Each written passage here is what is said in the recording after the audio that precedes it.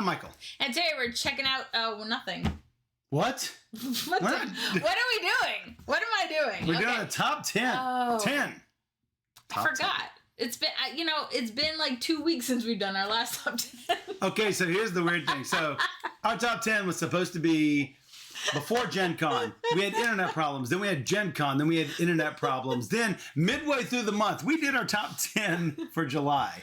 And boom, here we are. Top 10 for August. Yes. It's a much better month, I have to say. Yes, it was a bit. Not as good as June. Definitely not as good as April. April was so good. We had to turn it up to 15.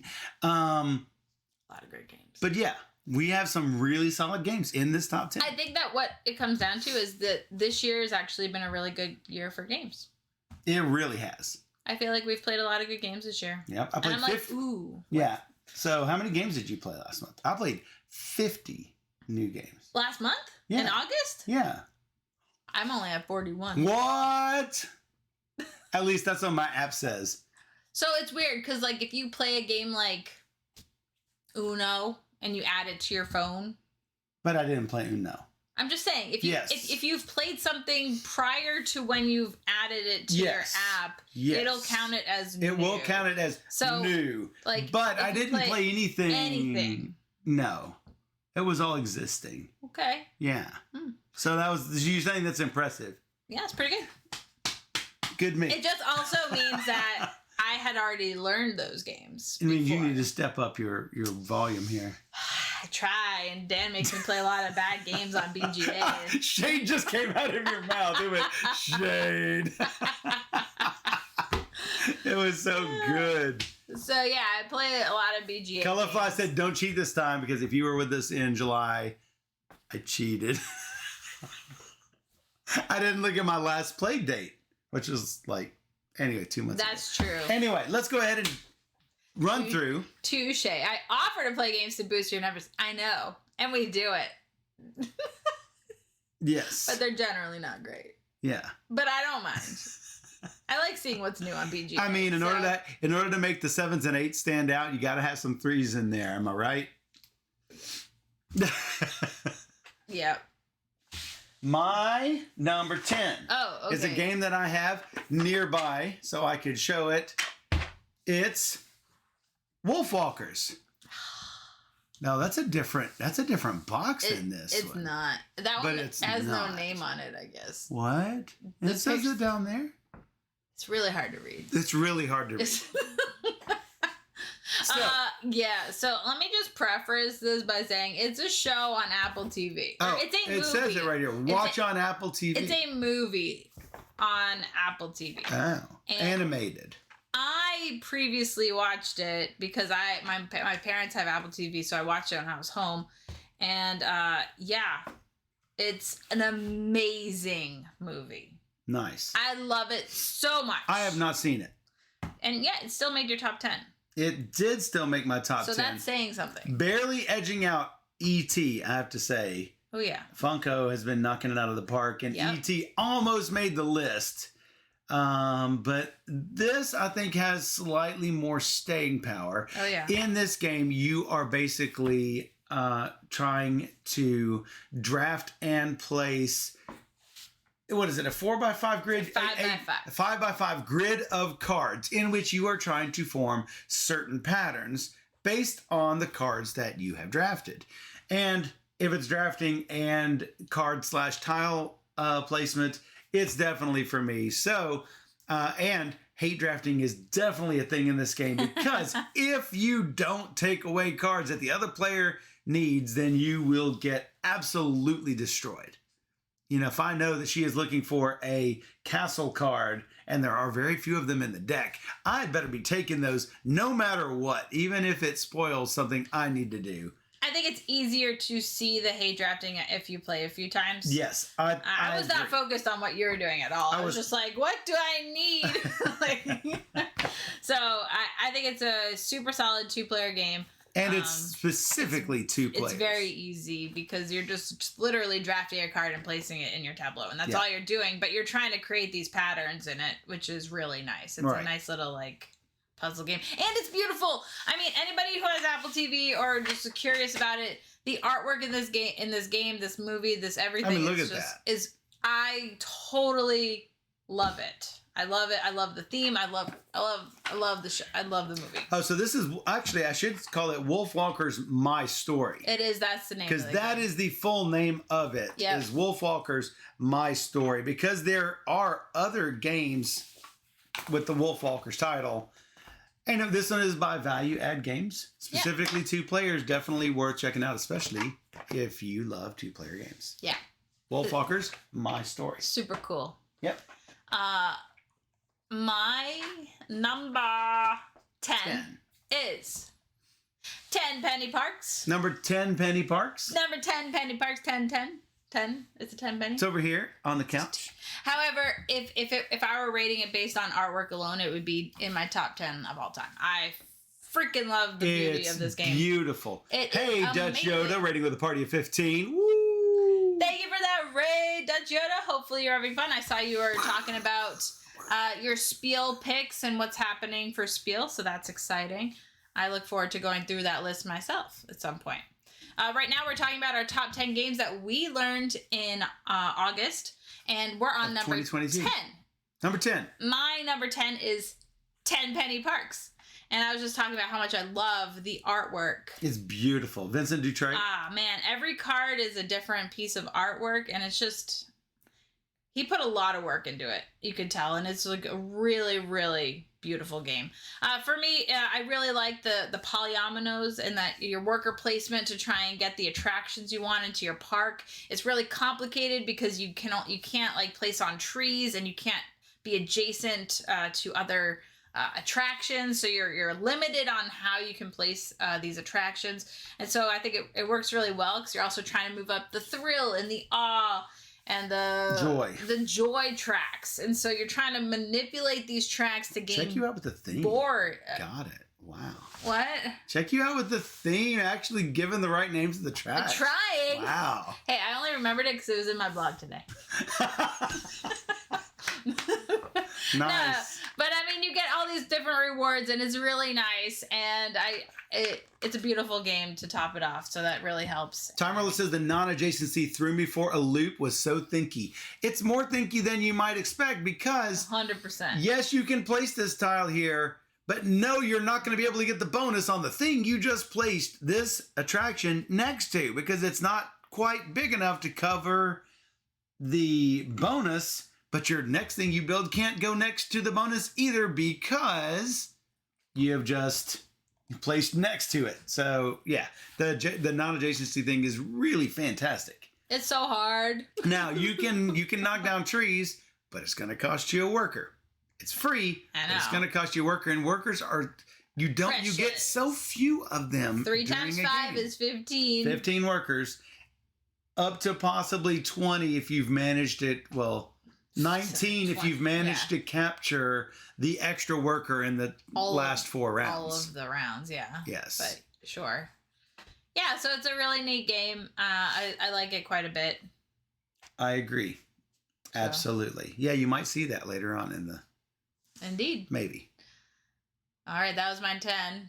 Yep. Your number 9. And the Raiders are not going to miss my number 10 because if you don't have... my number 10 game in your list, I'm going to be shocked. His number 10 game, WolfWalkers. WolfWalkers, My Story, yes. Is like... My number 9 game is a super rainbow-licious game, and you love rainbows, and it's CULTivate. Totes. So, in CULTivate, you are a cult leader trying to fill up your cult compound. You have to fill it up from top to bottom, and you are trying to create certain patterns based on the different sorts of things that you have certain objectives. You have to choose an objective at the start of the game.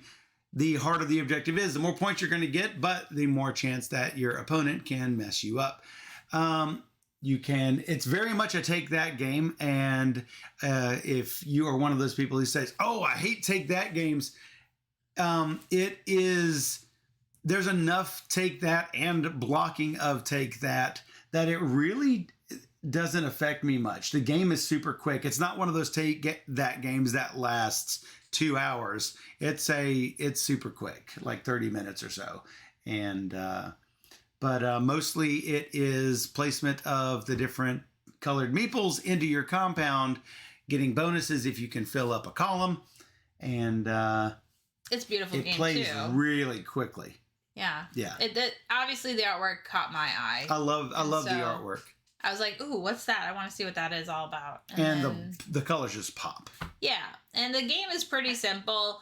And so the take that he mentioned doesn't bother me at all because it is And so you don't quick. like take that. I really don't. I'm like, oh, he just stole my worker I tried so hard to get. But there's so much going back and forth and throwing investigators at, the other players that it's like, it just evens out over time. It evens out. And plus there's ways to get new, like if I spend a 1 worker and a 2 worker, I could get a 3 worker very easily. If I've been trying to find all the 3 workers and you guys have been, stealing them from me, I can create them all by myself. So anyway, none of that bothers me at all. Certainly worth checking out. CULTivate by Pops and Bijou. Pops and Bijou.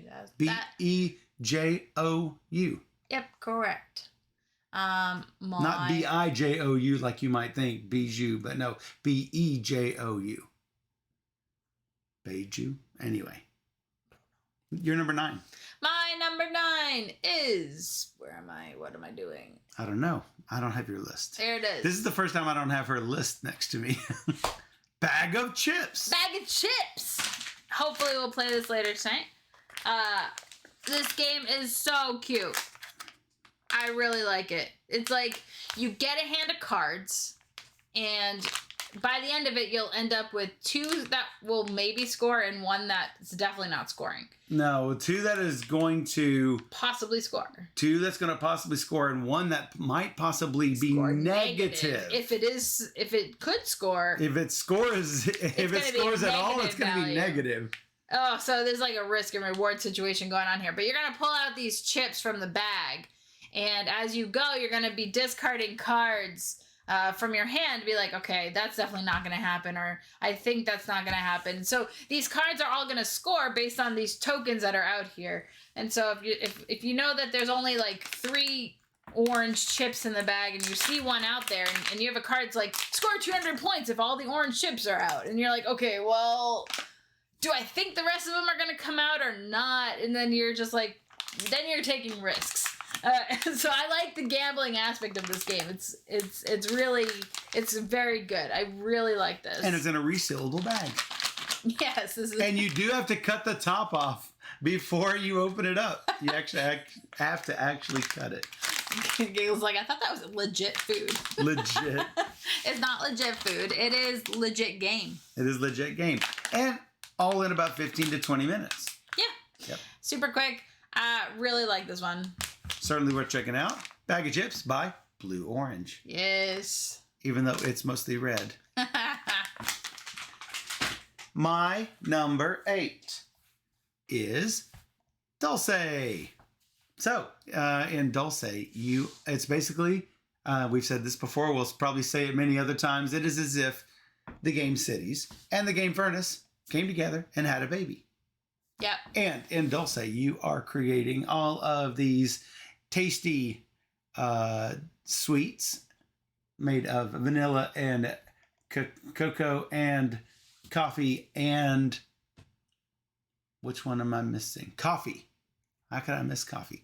And basically, we are all going to be using the same set of cards in the same order, and you have to choose whether to use each card as a cafe, little sweets shop, or turn the card over and plant it in your field, or throw the card away and harvest a row or a column.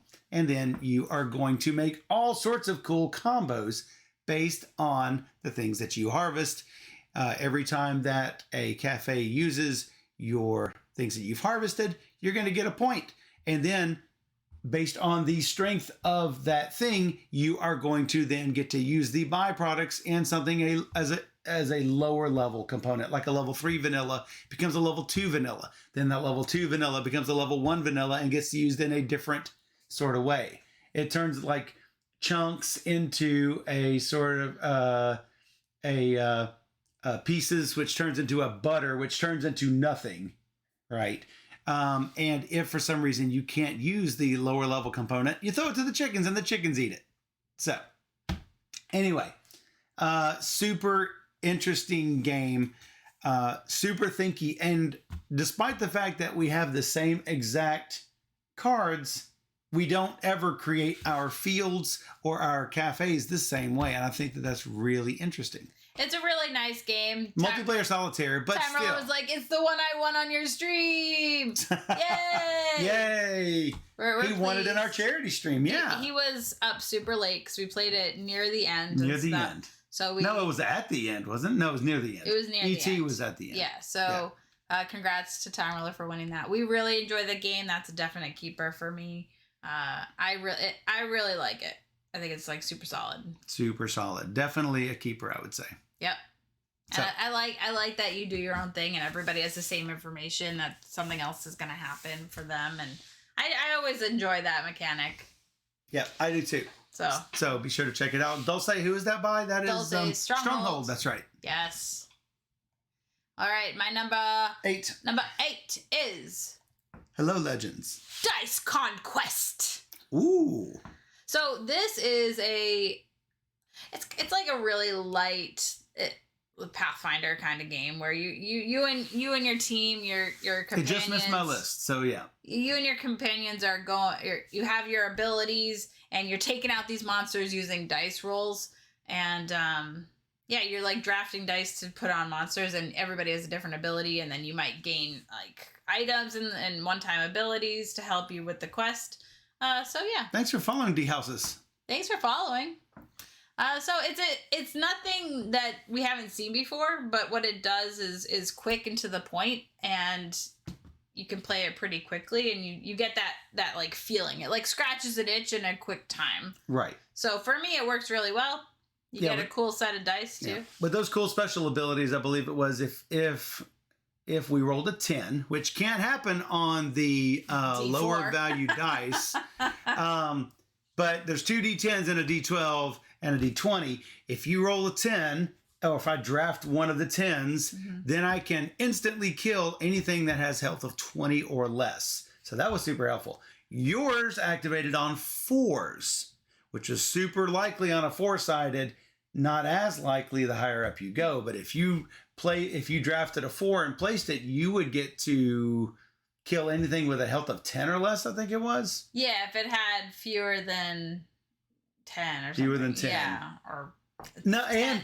And you get it back. And you get that die back. If she is the one that kills the creature, she gets any one of those dice back in the pool. So hey, kill it off with a 4. D20 back, take that D20, re-roll it. And so you're just trying to optimize all of your dice. It's a cooperative optimization and how you can kill all the monsters, including the bad guy at the very end. And if you can do it with the dice that you're given. And this one barely missed my list as well. I think it's pretty good. It's really solid. Yeah. So fantastic. That is Dice Conquest by WizKids. Got it. My number 7 is First Rat by Pegasus Spiel. Yes. So in First Rat, you have 2 rats and another 2 rats off in the nursery. And on your turn, you either get to move, and I think this is where the big heart of the game is, 1 rat 1 to 5 spaces, or all your rats 1 to 3 spaces, but you must stop each of those rats on the same color space, meaning you're probably going to get the same type of bonus. So if I move all of my rats forward to the cheese space, I'm going to get all of those different cheese bonuses, racking up all that cheese. Now, just like any good games... I thought you said ratting up. Rat? No. And just like any good games where you have pieces on a track that you're moving up and gaining resources. If I land on a spot that has other rats on it, I have to pay those rats in cheese. So there are also different tracks that you can move on to either unlock comic book pieces, which will give you powers, or go past the nursery to fetch more rats, or go past the food storage area and store some food or get some food. I can't remember which. Anyway, lots of ways to score points. There is a light bulb track, which will increase all of the things that, like if you've moved your light bulb halfway up the track, everything from that point backwards gives you extra resources, which is good. That's pretty solid. If you birth another rat, then hey, they're going to be hitting all of those things that you have already hit before, but you're going to get more of them now. Yeah, no, that's really good. You're basically your rat's trying to go up into space. And that's what the comic is that it's got rats that have, are looking at comics with Neil Armstrong in them and wanting to be like Neil Armstrong. And so you get a special power for it. It's really cute. There are 2 storekeepers along the way that are going to give you special abilities or whatever. And you can either buy it for cheese or you can steal it. And then you have to run away back home, which means you're starting again from the bottom. Yes. But if you can get all the way to the end of the track, then you can launch yourself as a ratronaut. And it's super cute. I really like what they've done with it. I am a little bit there's 2 sides to the board. One side has static everything. The other side, you can change up how the different spaces are, which I think is, after a few plays, I think it'll be almost necessary. I wonder how much life it has. But all the different interactions seem to be super cool. Yeah, this one surprised me. I am concerned. I mean, you beat everybody by heads and rat tails above everybody else. It was like 120 to 80 to 80 to 80. So I am concerned that what Steph did, and I'm not going to spoiler it, I'm concerned that what she did is sort of broken. That said, I had a lot of fun playing what I played, and that's good enough to make it number 7 on my list. Yeah. So at first glance, I'm like, oh, it's a race game, but it is, but it's not, because you are actually scoring points, everything you've done throughout the game. So it's not, it will finish based on circumstances that happen in the game. So in that sense, it is a race, but you are adding up everything you've done. So with that, I really like it. If it's just a race, like somebody does this first and goes into space and wins or whatever, that kind of race that is hurts, not. Yeah, that's something I don't like as much. So I am pleasantly surprised that this one didn't have that, and it is like so cute. And obviously, the faster that you build rocket components, or the faster that you become a ratronaut, or the faster that you harvest, that you store food away, the more points you will get. But it's not like those. It's not a huge difference between first place for 8 points and second place for 7 or 6 points for those certain tracks. So I don't think that the race aspect is focused on in this game. It's mostly just sheer points collection. A lot of the time, you're just going to actually steal from the merchants and go back to start, because it's not much of a race, but you're like, I want that instead, and I don't have cheese to buy it, so I'm just gonna steal it and go back. I mean, that poor hamster. I just got stolen. That poor hamster at the start. He's like, oh, wait, you guys are stealing from me. Wait. He set up in a bad location, is all I gotta say. It's not a good location. That's true. And Shanna's like, I thought you'd like it, Steph. You were right. Yeah. You were right. Legend says, I just remember when I watched the stream, I add a game to my Blame Steph list. The hashtag blame or Steph. Games. Yeah, exactly. So, yeah. Hello, Joe. No. That's my number 7. First Rat by Pegasus. That's really great. Your number 7. Yeah, my number 7 is... Hey, guess what? It's WolfWalkers. Hey, I know this game. Super impressed with this one. It's so light, though. I mean, so you're not looking for deep strategy with this one, but it's a really beautiful game. like I said, I love the art. I love the movie it's based off of. I just can't say enough good things about it. And I'm surprised it made your list just because you've never even seen the movie, but eventually, you liked it that much. But that just goes to show the puzzle aspect of drafting, scoring cards, and then drafting cards to make the patterns is fun.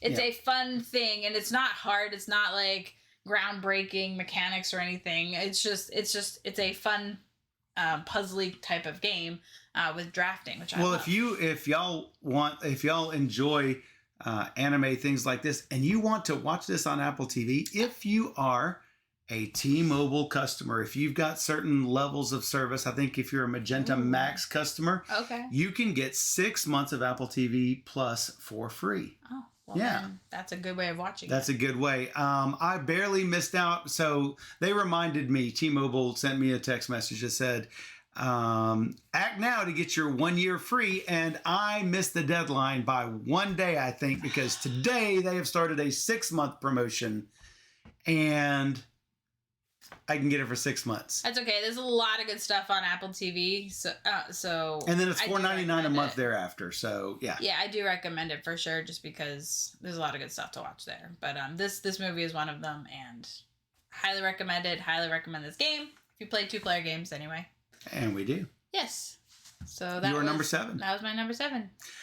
My number 6 should be no surprise to people who watch this stream and to Defoob and Colorfly. It is Dice Throne Season 2. If you like Dice Throne at all, Season 2 gives you even more of that. And we have the battle chest, which includes 8 different characters. Yes. So there is tons of replayability in this. What I really want to do, Steph, sometime is, and Defoob and Colorfly might actually steal this idea because I know how they love it more than we do, I think.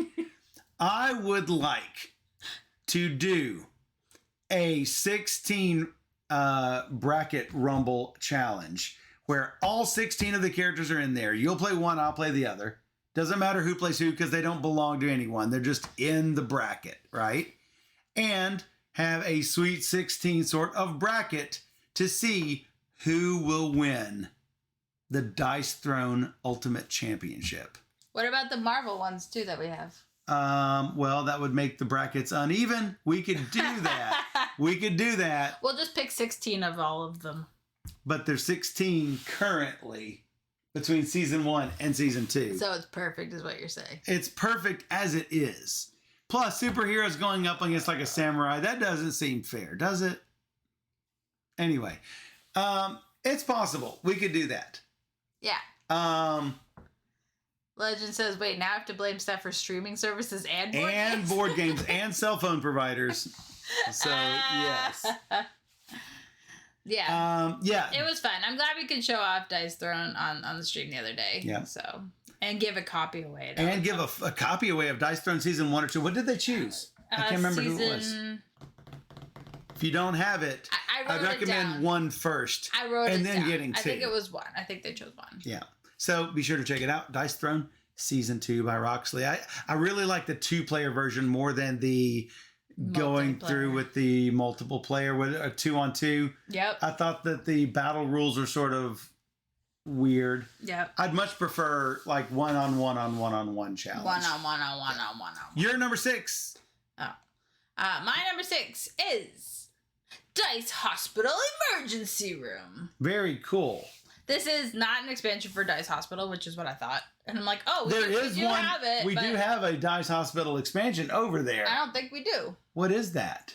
That's Oh, that's Dice Theme Parks. Dice Theme Parks. That's not an expansion. That is Dice Theme Parks. No, now we got Dice Hospital Emergency Room. This is a roll and write.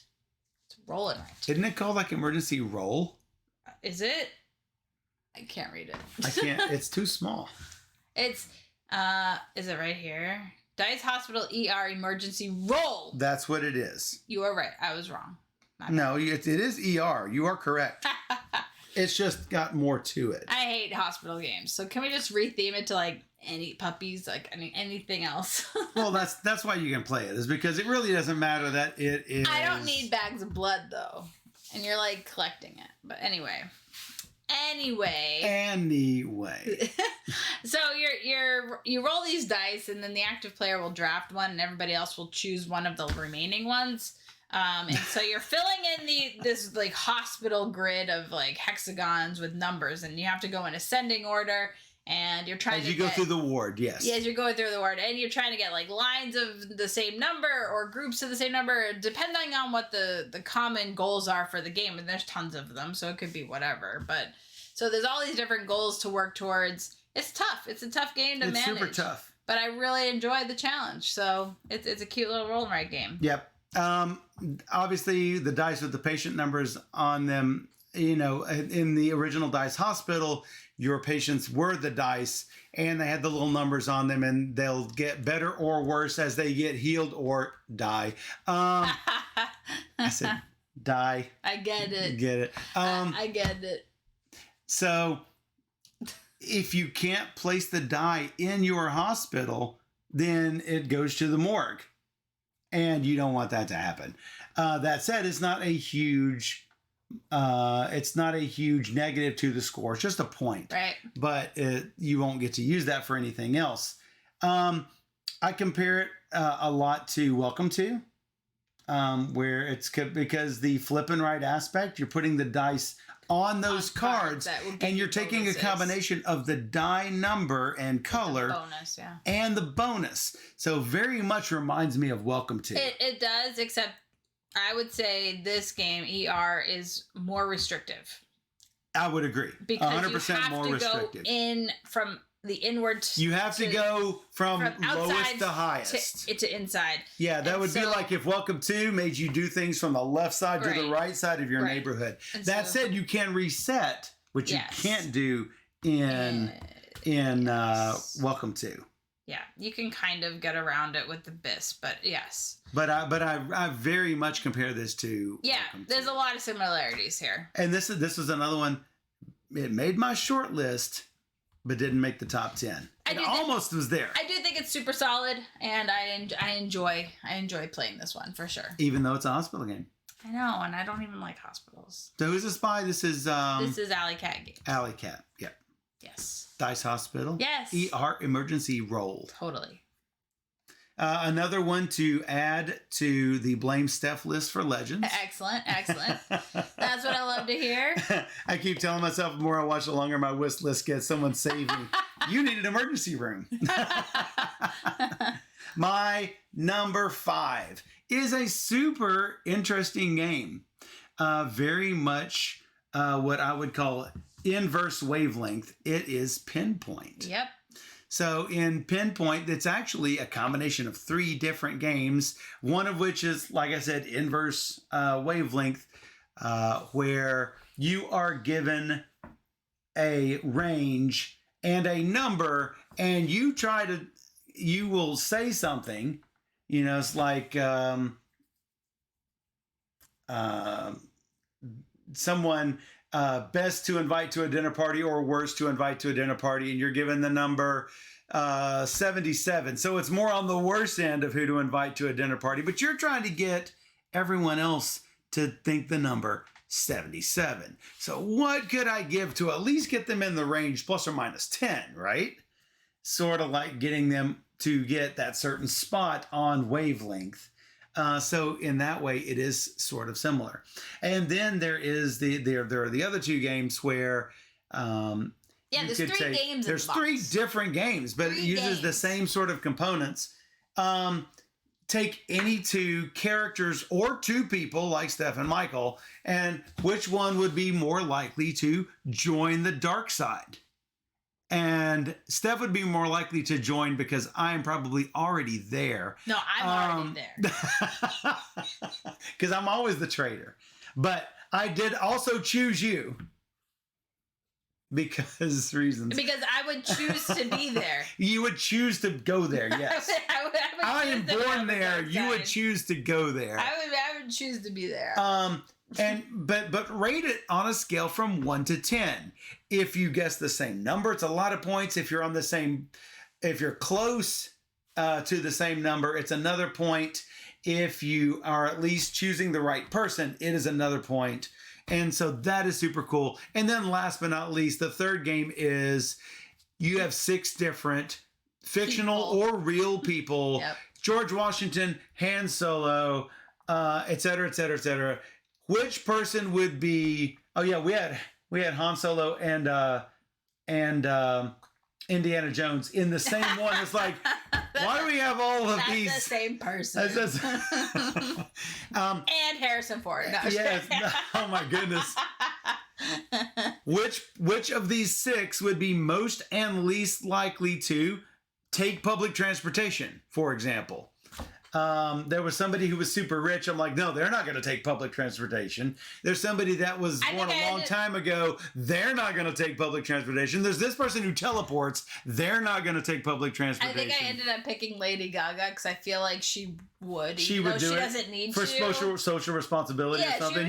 She would do go it. see the people. Yeah. Like be one of the people. Be one of the people. Yeah, for sure. I think I chose her, and then But you get points for matching up with what everybody else says. Yeah. So I think that that's like 3 unique games, and they could have sold these as 3 separate games, but no, you get them all in one box. Certainly worth checking out. PinPoint. Who's that one by? I didn't get any of this ready ahead of time. Navu Games. Yeah. PinPoint. Check it out. It's great. PinPoint was fun, Jelfia, wasn't it? Yay! Yeah, it was Jelfia. We made Jelfia. Jelfia and Razor and me and Steph. Yeah, we all rejoined in for the last. And rejoined in for the last minute or 2. It was a lot of fun. We had a great time. Okay. That is my number 5. So my number 5 is Dulce. Dulce. It's so good.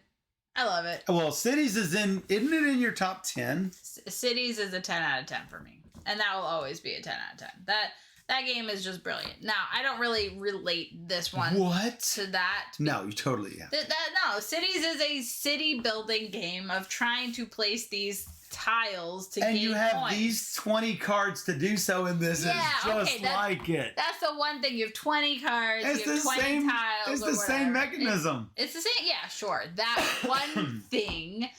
But, there's a ton of games that have that one thing. But I really, really like it. And, I think this is a game that a lot of people will be drawn to for the theme. I do think it's slightly confusing with the outer ring making byproduct to the lower rings. But the 3s becoming 2s becoming 1s. I feel like that could be a little bit of I don't want to say problem, but it could be a bit of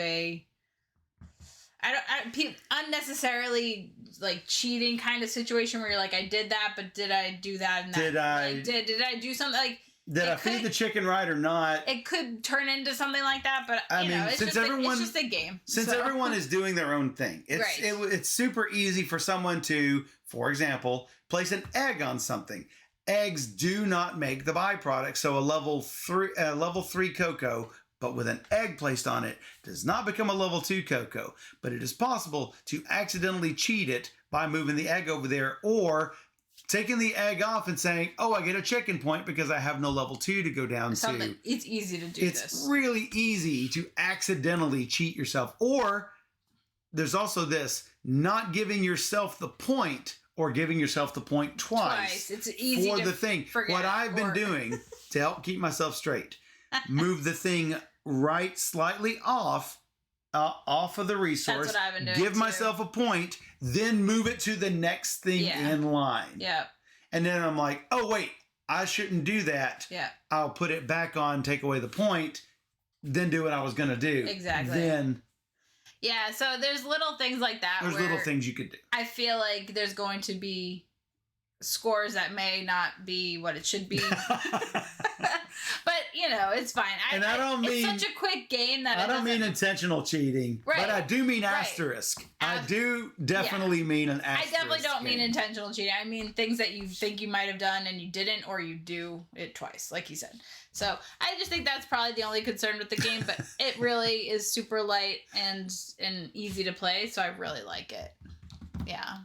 There you go. I agree. Made both of our lists. The first game to make second game to make both of our lists. WolfWalkers. Dulce. And Dulce. Yep. That's awesome. My number 4 game, I will be super surprised if it is not on your list. It's got to be on your list. It is the game in which Dave Luza actually cheats. Rear Window. So we played this on the charity stream. Yes. And I literally drew the murder tile as the first tile because I'm like, it was up in it's in the upper left apartment. I drew it first and I'm like, they're going to think I cheated this. Because Dave was Because Dave admitted to cheating. Like, yeah, I put it there. Like, okay. But that even made it funnier. Yeah. Because Dave wanted the experience of being the traitor. I don't mind. I don't blame him. And I don't mind either. And he did a good job. Like, he won. He did. He won. Yeah. Now, when I was the traitor, I'd usually do a lot better job with being the traitor. You found me out. I almost pulled it off. I almost pulled it off. You almost had it. And you got 8 out of 8, including the murder. I was so skeptical because I'm like, we got 3 and then 4 and then 4 again. I'm like, what? And then you got 8. Happening? It was super good. It was super good. I gave really good clues because I wanted you guys to get it. You didn't think I was going to get the murder, though. I didn't think you're going to get... When you guys... When you changed away from the orange lady into the red lady, I'm like, no. Drinking and drinking. Here's some drinking. It's yeah, for sure. So yeah. Michael was all, are you sure that's what you want to do? That's what he did. Is this your final answer? He's like, but if you get it wrong, you're losing it for everybody. No, I said if there's no murder, we have lost. If it's not, then if there's no murder, we've lost no matter what. And I'm like, all right, let me rethink it. So that's the risk with the murder tile. If there is no murder, you won't get 8. You'll get 7. And that is a loss. So it would behoove the director to be sure to be as good as possible on everything else. But that's the catch with the murder, is that you can't let them know that there was a murder there. But it was the only thing it could be. That's why I had to guess it, because I'm like, everything else lines up perfectly with what it has to do, and this one does not. And therefore... Yep. And I tried my hardest to make it right. It's the only thing! And you had a keen eye for it. There's a lot of goodness. So, actually... Yes. I probably went right into the enjoyment of the game rather than just saying what it's about. Oh yeah, we really like it. One player is the director. One group of players are all of the viewers. The game says 3 to 6 players. I don't know why it can't be 2 to 1,000. It can be 2 players. It and even somebody commented on it saying, "Yeah, we love it at 2 players." I'm like, exactly. Yeah, exactly. As the viewers, you are trying to figure out who lives in each of 4 apartments and what do they do. Do they drink? Do they play games? Are they a foodie? Are they an artist? Are they a photographer? Are they heartbroken? And I am trying to relay all of this information through 8 Dixit-like cards. Now, they are not as abstract as Dixit, but you still get that same feel. Or shadow. But there are multiple things in there. Like there may be glasses, luggage and music and artwork. So are they a musician? Are they drinking? Are they a globetrotter? Super fun, super thinky, and really easy to really grasp and comprehend. The hard part is in trying to puzzle out the solution. I think it's fantastic.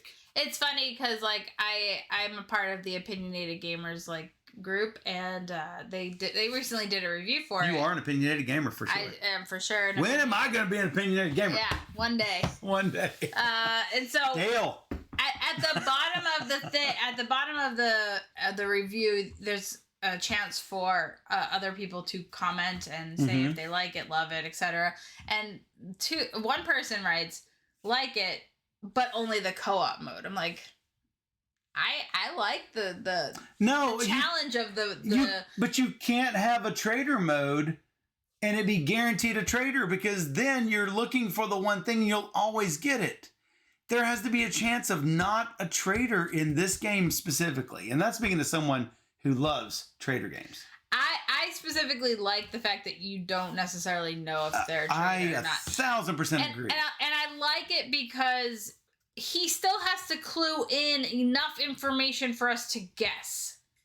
And therefore, there's room for error on his part, like he did the other day, where everything else lined up perfectly for what I needed to, except that one thing that didn't line up, so I could figure him out. So he still had to give us enough information. He can't just be like, whatever, blah, blah, blah. I can't just throw anything random. Exactly. Because then instant murder. Yeah. And so it's because he had to meet a certain threshold and we have to meet a certain threshold in order to win. So I like that aspect. And even if it was no murder, we could still play it as a co-op game and not know until the end. Like, I don't know. Absolutely. It just totally works on so many levels. It totally works. And it's really good. I will always want to play this game. It's really good. It is that good. Yeah. This is a for sure keeper. For sure keeper. Now, who is this by? This is Funko. Funko's killing it. Yeah. They got a ton of good games coming out. So yes. I really can't wait to review all the Funko games, because man, we still have a bunch. Yeah, we have 2 Villainesses left that we have not done. 3 Villainesses if we count Star Wars. Oh yeah, we got the Star Wars Villainous. 3 Villainesses to check out. We got the kids games, Happiest Day and It's a Small World, and we got the Monsters. We got Monsters Funkoverse. Yes, we got all these great things coming up, and tons of stuff coming from Funko that will blow your mind. Oh, no. The biggest, bestest one. Yes. Jurassic Park Legacy. The Legacy, the Isla Nublar. Nublar. Yes, Isla Nublar. Oh, man. The Legacy of Isla Nublar. We'll play that in October for sure. Yes. So. Shanna said that was a fun time because we played it with the stream. Yes. And that was with the most athletic drunk ever. Yeah. So you've got to put 6 of 8 at a minimum cards down. And if you don't have the cards that match, or if you have them that match even a little bit, you got to put them. You've got to put them. And it could actually lead people down the wrong path. But that's okay. You've got 4 different days worth of cards to sort of correct the mistakes that get popped in there. Yeah. I was convinced that the orange lady was a globetrotter. I mean, she had all of her luggage. She had all of the luggage. You put 2 cards with luggage. I'm like, it's strong. And I had to because one of them was the orange lady herself. Yeah, I mean, I understood that. So yeah, it was good. And sometimes the things that had alcohol had luggage, and I'm like, and so yeah. We figured it out. Once you asked what was important, or whether it was the yellow or orange lady there, and I said yes, I could then focus on drinking for the rest of it. Exactly. Then we knew I had to. And I'm glad we did ask that one. That really helped. Yes. So it's super fun. It's great. We love it. So yeah, as you can see, we spent a lot of time talking about it. That's for sure. Worth talking about. It's because we have a good story for it. My favorite games, I kid you not, my favorite games are games in which you can tell a good story after. Nobody ever talks about that great engine that you create in Terra Mystica or something, or Carnegie. I don't care. I love Carnegie. I'm gonna say, I do love Carnegie. I do love games like Terra Mystica, et cetera, et cetera. I do love great engine building games. But, the best engine that you can create in Dominion is not going to tell a story at the end. Something like Rear Window is going to tell a story at the end. Battlestar Galactica tells a story at the end. Warehouse tells a story at the end. All of the really fun thematic games. I know a lot of people think Betrayal at House on the Hill is broken. But you can usually tell a really entertaining story at the end of it. Am I right? Yes. Remember that game that you get trapped in the basement and you couldn't get the way out and you had spiders all over you? Yeah, that was fun. She hates spiders. Let's go on to your number 4. My number 4. Do I have it up? I don't even Shelvia know. says yes. Oh, I Shelvia didn't even agrees. I got so caught up with that. I didn't even get it right. Well, it's because it was a great story. It was. It was Number 4. Great story. PinPoint. Oh, another tie. Another crossover. Yes. Yes. I really like PinPoint. I think this is one of the better party games we've played. Oh, absolutely. There's a lot in the box. It has a lot of great replay value.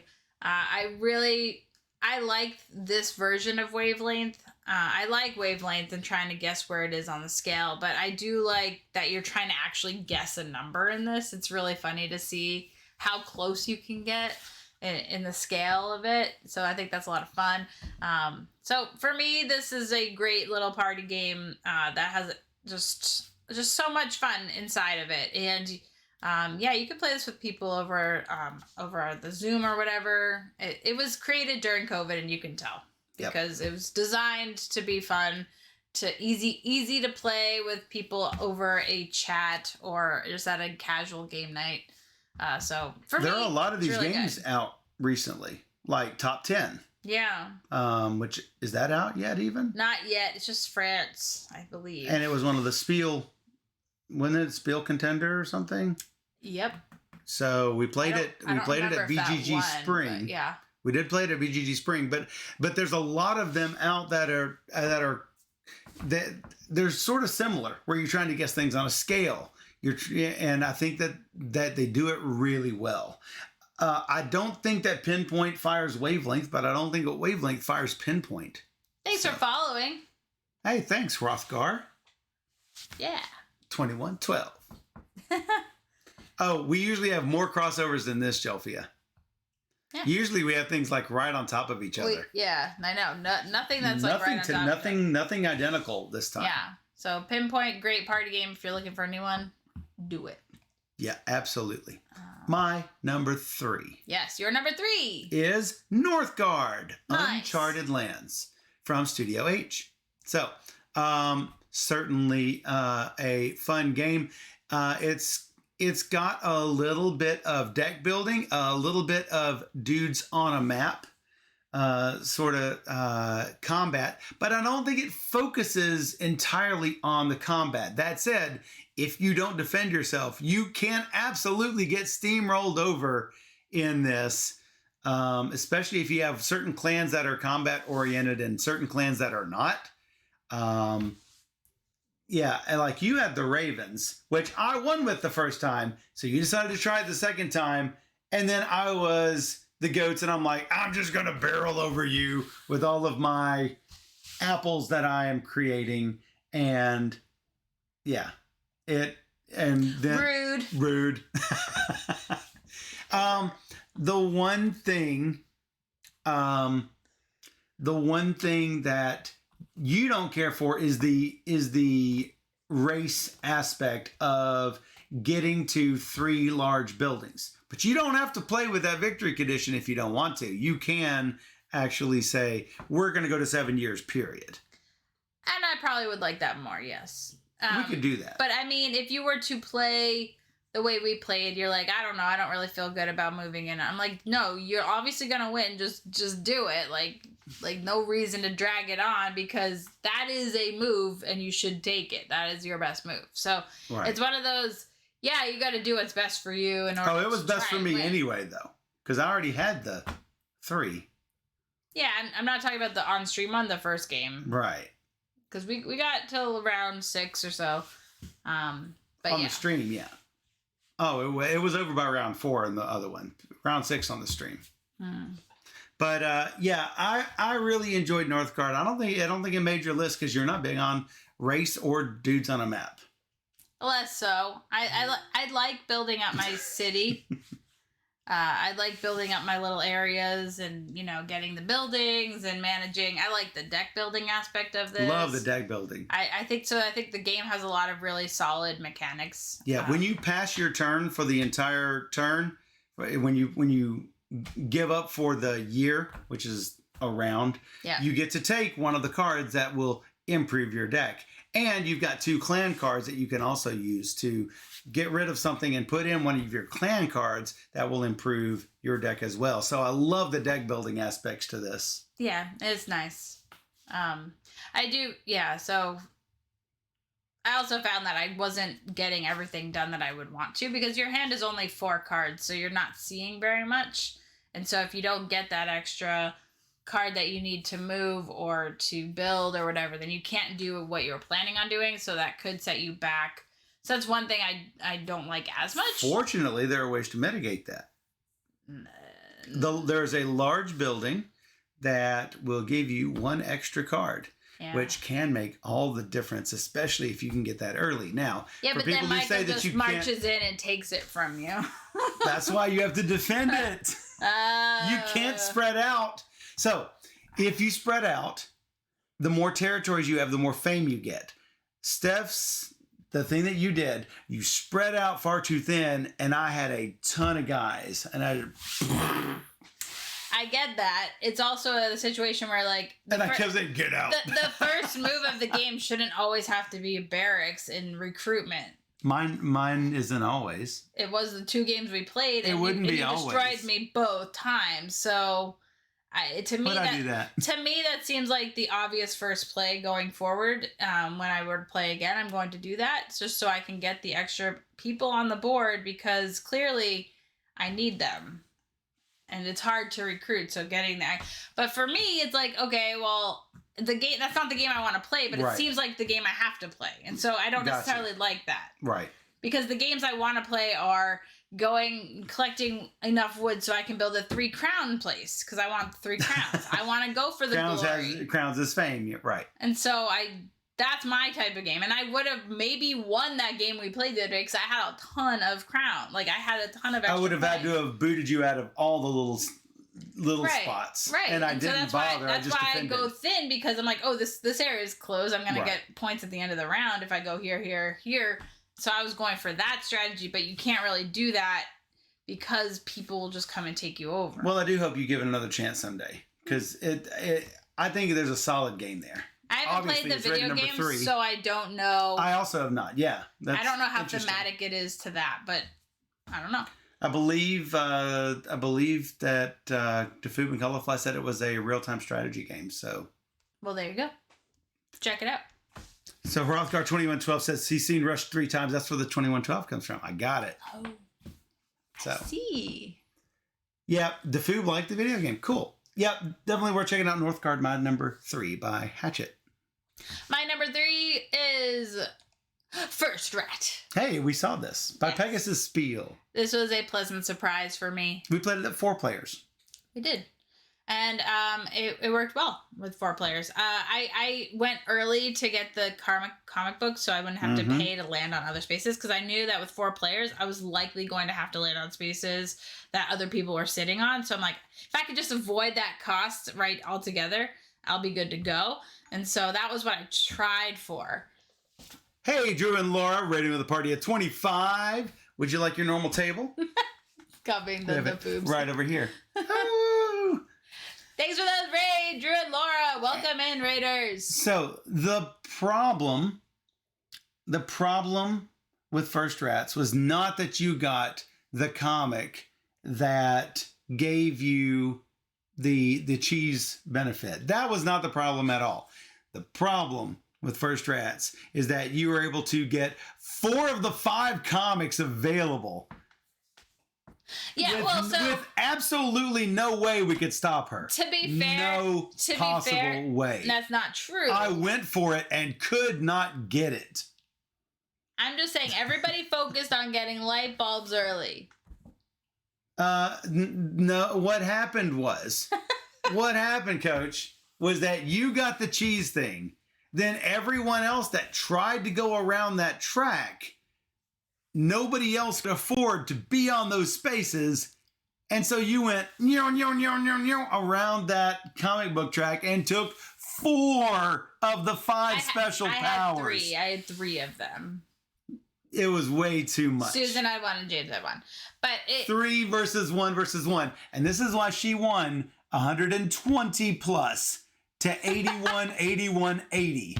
I think is what it was. Ridiculous. It just really felt like I was doing a different strategy from all of you. I love Salty Michael and Mayor Steph.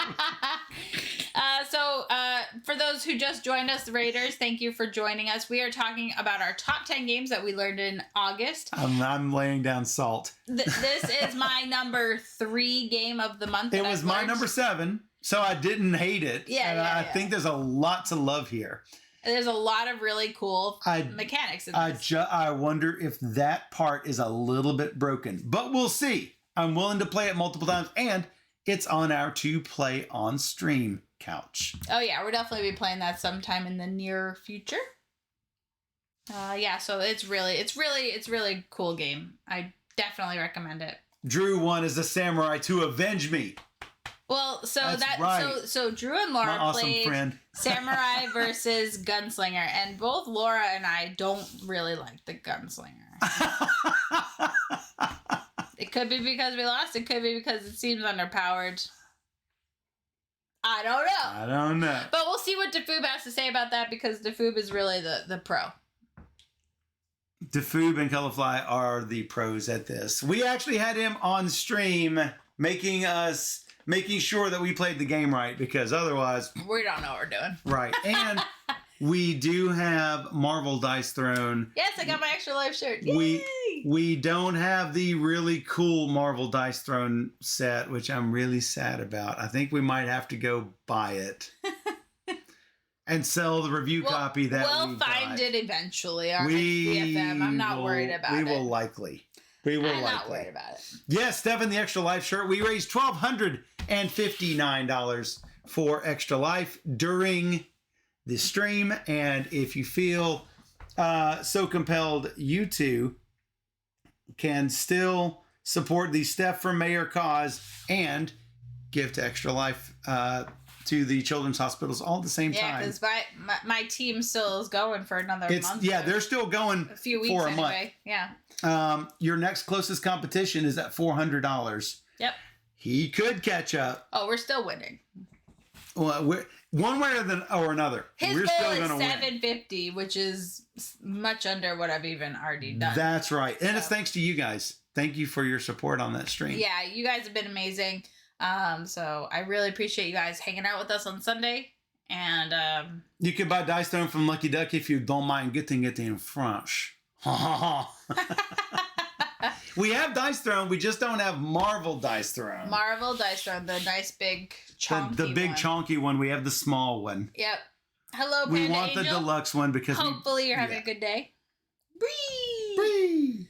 All right, so where are we? We're at number 2. Let me find and then Nightbot puts the same link up there. It's scheduled like every 30 minutes or so. My number 2 we've already talked about. I'm looking for it. I can't find it. It was your number 10 game. I remember because it was 10 penny parks. 10 penny parks. My number 2 is not 2 penny parks, but 10 penny parks. I love the puzzly aspect of this game. I love worker placement games. I love resource management games. Tiles on a map is super awesome. I know a lot of people compare this to Barren Park. I actually prefer this to Barren Park. I love the theme park theme. I've played all the Roller Coaster Tycoons. I've played all the scenarios in Planet Coaster. I just got Parkitect in one of the Humble bundles that is available now if you enjoy PC gaming. There is I think it's called a going back to work bundle or hobby bundle or something like that. It's got Parkitect and Model Builder and a whole bunch of other cool stuff in it. So I picked up Parkitect. I love theme park games. This is a super fun theme park game. Totally a keeper. Highly recommend Tenpenny Parks. Yeah, I said it earlier, but I'll say it again just because it's one of the most beautiful games. And the art by Vincent Dutrait is so fantastic. Is it? Yes, it's a chef's kiss. Chef's kiss. Because I love that they don't reuse the art. It's like every card has its own art. I mean, that's amazing. Yeah, when you get it built, it looks like those old... So good. It's like a postcard. Yeah. Those old boardwalk ride sort of... Like banner, like posters. Yes, it's beautiful. Those showbill posters. Yeah. It's fantastic looking. Highly recommend it. Yeah, it's totally fun by Thunderworks Games. I think we failed to mention Thunderworks. Yeah, So, they do quality stuff. They do high quality stuff. Yeah. My number 2. Does anybody have a guess? Vortex says it's awesome. I also have Dice Throne Battle Chest 1 and 2, and I have Santa versus Krampus coming soon. Ooh, nice. I would like that. But yeah, we've got. It's not a battle chest for season. It's called Season 1 Rerolled.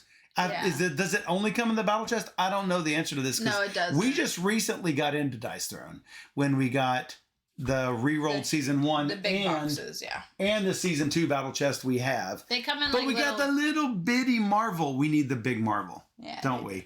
We really need the big Marvel. It's not itty bitty because some of the Marvels come in as a 2-pack. That's what I think. That I think is a 4-pack. So we have the medium sized box. The Loki, we don't have the Loki and Thor. We don't have the Marvel battle chest. That's what we need. Yeah. The Humble Bundle. Thank you, Jelfia. It's called Career Break. So Jelfia is my friend on stream. I often see her playing games on there. You don't see me playing games on there because I'm invisible, because I don't want people to know when I'm playing games.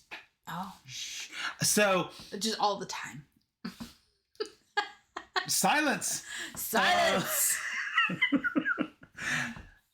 So I see Jelfia on Steam playing all the time. The Career Break pack, I'd highly recommend it. It's got some really good games in there. So, Laura's always invisible too. Yep. She's got her invisible cloak on. People are icky. Oh, really? Some people are icky. All right, are we on to number 2? You're number 2. My number 2. You said, what do we think it is? I think your number 2 is... We literally spent like 10 minutes talking about Rear Window. That's what I was going to say, is Rear Window. It's Rear Window. It's really Nobody great. else answered. It's so good, guys. It's so good. Oh, we did play it the other day on stream, so if you missed it, definitely check it out. We had a lot of fun. It's super thinky. It's you're getting clues and placing your bets down, or who you think is what you think is going on in the different apartments. It's really good. It's really good. I will always love it. I said it when we played it on stream, and I say it again. It reminds me of Only Murders in the Building, which is a show that's on Hulu, and it's just amazing. I think it's on Apple TV too. So good. That we just mentioned is free to T-Mobile Magenta Max customers. So we like free. I love this game. I love it. Yes. It's a staple. I agree. So Laura good. loves Rear Windows. Oh, you don't have blues greens anymore? You're bleaching it out, so it looks like this. I got you. Alrighty. And then we're up to our number 1 favorites games. My number 10, WolfWalkers, My Story. Number 9, CULTivate. Number 8, Dulce. Number 7, First Rat. Number 6, Dice Throne Season 2. Number 5, PinPoint. Number 4, Rear Window. Number 3, Northgard. Number 2, Tenpenny Parks. And number 1, from Board and Dice, Terracotta Army. I wasn't sure if this would make my top 10. I wasn't sure either.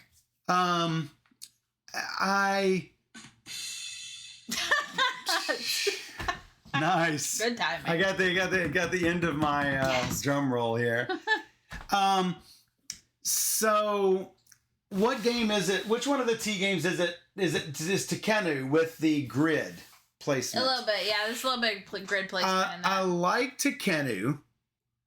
I like the obelisk stuff. I like all the actions. I don't care for the grid on Tikenu. So I'm looking at Terracotta Army and I'm thinking, there's a grid. Another grid game. There's a grid. And so I wasn't sure it would make my top 10. However, that being said, I've played it at 2 players. I've played it at 3 players. Yeah. And I've seen it played a lot at 4 players. And it seems to work at all player accounts. You think that it's not quite busy enough as in a 2-player game, and that you don't definitely prefer it with 4 players. But I do see all of the really good chunky interactions, especially with the 5th worker that you get in a 2-player game.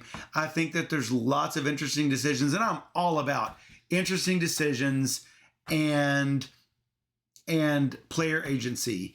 I love all the different decision paths. I love multiple paths to victory. I know Steph focuses a lot on the musician strategy. I just try to hop on to that musician strategy when I can. Of course. I didn't understand that initially when the inspector gets to the end of the line. I was halfway through our game with Steph and Julie, and I found out he goes around. Oh, he goes to the start of the line again. Yes. So these people are not just useless anymore. They're still strategy and in play, because I thought, yeah. Once it leaves the first row, you're screwed. Yeah. But no. And I think that fixed it enough to where I'm like, you know what? This is a fantastic, deep Euro, and I will always love to play it.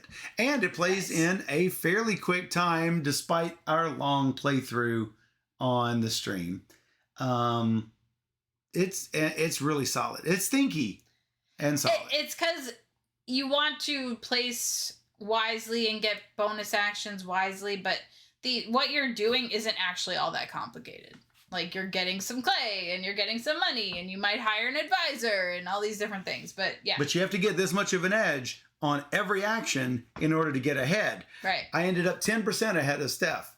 And while it didn't seem like a lot, it was like 278 to 253. It's a very high scoring sort of game. So, but I'm not going to get those 20 extra points unless I'm getting an extra point here and an extra point there and an extra point there. Yep. And that's what makes all the difference. You get your extra points on the musician strategy a lot. Well, so when you... have to. I think you do have to play a little bit differently with 2 players. You do. Because with 4 players, you only get 3 workers. With 2 players, you get 5 workers. 5 workers. So you get a whole lot of workers. So you have a lot of time to plan out things a little bit better. Whereas in a 4-player game, you really have to optimize every move, because every move is like critical, because you only get 3 per round. And so it's just a slightly different.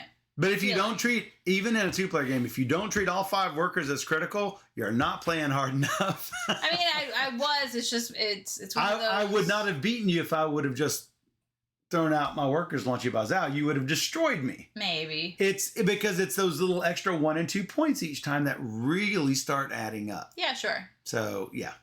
Yeah. It's a solid game. Yeah, and I think it was your number 1 last month. It was my number 1, like, in February. Oh, no, it was in February. I see. It was a while ago. It was a long time ago. So, real quick, my list. Yes, recap of your list, because like I did mine. Yep, number 10 is Tenpenny Parks. 10. 9 was Bag of Chips. Number 8, Dice Conquest. Number 7 is WolfWalkers My Story. Number 6, Dice Hospital ER. Number 5 is Dulce. Number 4 is PinPoint. Number 3 is First Rat. Number 2, Rear Window. And number 1 is also a board and dice game. I'm not going to demonstrate Rear Window. That would not be good. No. It's also a board and dice game. How about a board and dice duo double play here? That's not both Terracotta Army. It's Terracotta Army and... Tiletum. I got to play this with Rainer on a stream on Monday. I'm like, I really want to play it before the end of the month, because I got to demo it a whole lot at Gen Con, and I'm like, I've been dying to play it. And and Rainer invited me onto a stream so we could play a full game. Colorfly wins. Nice. You are not wrong, Colorfly. You did well. Because you love demoing the heck out of this. You just hadn't played it. I hadn't played it. You You demoed it 30 times. I learned the rules the night before, and I'm like, okay, I'm ready to go. I mean, the game is actually fairly simple.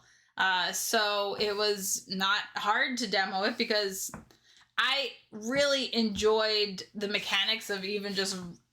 so I know a game I will like based on the rules. If I'm listening to it, I can know, I'll be like, yeah, I'm liking this. And then actually demoing the first round over and over again, it's amazing to me how different groups of people see the board differently and can do different things. And I saw a lot of different like possibilities of like how to do well with the opening round. I don't know if that holds true for the whole game, because I hadn't played the whole game, so it's just interesting to see everything unfold.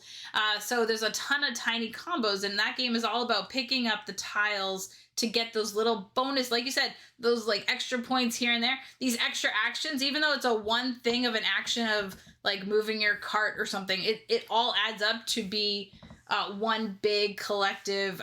I'm doing what I need to do to do the next goal or whatever. So everything comes together in this really big like thing. There's just it's all very easy because you're dice drafting, you're getting resources every turn, and you're like going around the board and placing houses and pillars, building up churches, and you're also like building these houses with people inside. So you're trying to do houses with the people inside are just empty. Yeah, exactly.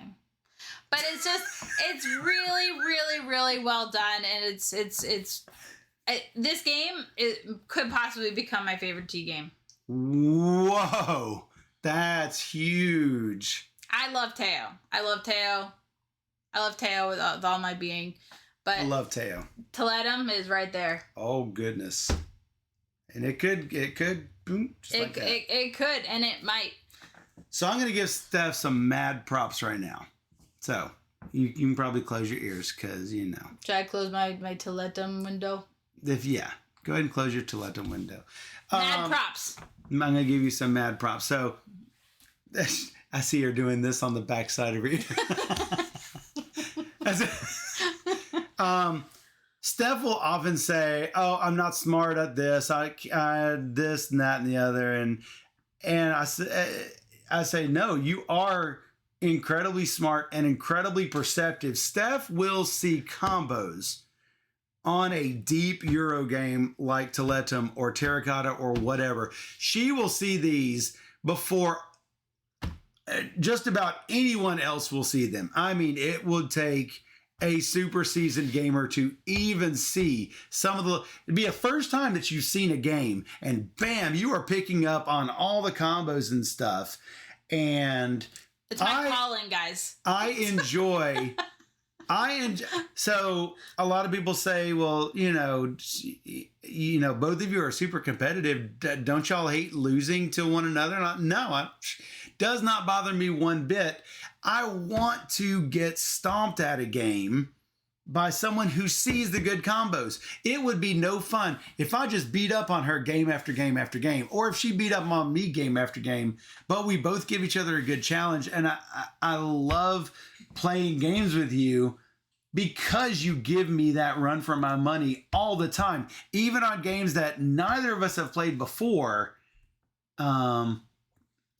I just wanted to give her props for that because Thanks. Appreciate it. Because it's those little, it's like the musicians thing, or the first rat combo, or the Tiletum combo that you're talking about, because you destroyed Rainer in the game. I didn't destroy him. It was 11 I heard destroyed. It was Somebody said destroyed. It was me, probably.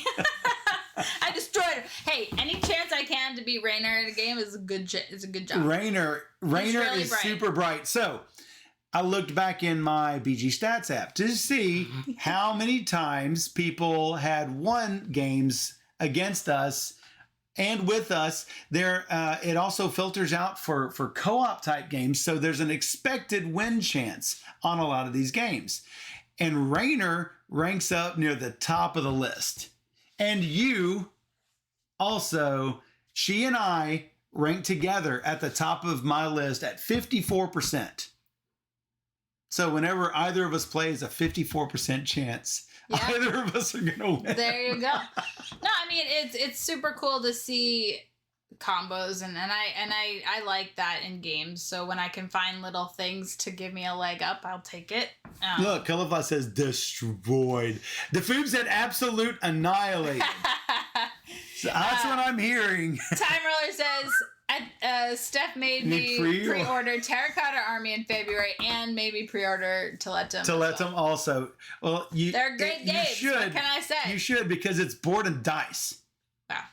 So, we demoed for board and dice all weekend at Gen Con. Yep. Truly enjoyed. I loved it. The games and the company. Yeah. It was fantastic. It was a really good time. The entire board and dice crew. So that was a highlight of Gen Con, was hanging out. Even though I played 4 games everybody. that entire week.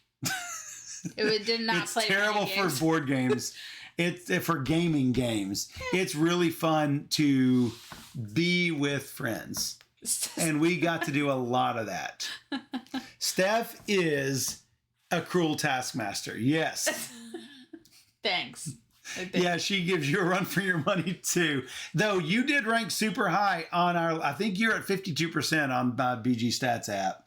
Dan is 52% chance of winning. Before we close out this video for the YouTubes, I wanted to just point out that I have Steph's Awesome Gaming Calendar 2023 available. If you like it, please see the link below because I would love if you were to purchase one. Actually, it will now be a link above as it pops up, or will it pop up? It's so bright you can't see, but most of the months have a picture in the calendar portion of it, which I think is like super cool. It's for those of you who don't see the links or anything. It is stephshop.ecwid.com. Equid, ecwid.com. That's Steph's Shop with 2 S's in the middle. stephshop.equid.com. So appreciate. And DeFoob's like, can confirm, calendar is amazing. Amazing. So I appreciate that, DeFoob. So yeah. Also, for those of you who need the 2022 calendar, Still available. It's still available. This calendar, 15 plus shipping. This, 5 plus shipping. And if you get them both together, I think the shipping becomes $6 in the US. Not much. So $26. You get both the calendars. Boom. Or you can get a whole bunch of Christmas gifts. Yeah. Because they fit in the envelope just like this. So I appreciate that. That we had a great month of August, so we'll see what September brings. But I anticipate we'll be playing still a ton of new games that are gonna be fun to show on stream and just fun to play. I agree. So we will be right back. Yep. Now he shows up. You didn't play anything. Nope. No. But I said you're looking cute. Good job. Yep. Yay me. Good month. Good month. Good month. So with that, we will be right back.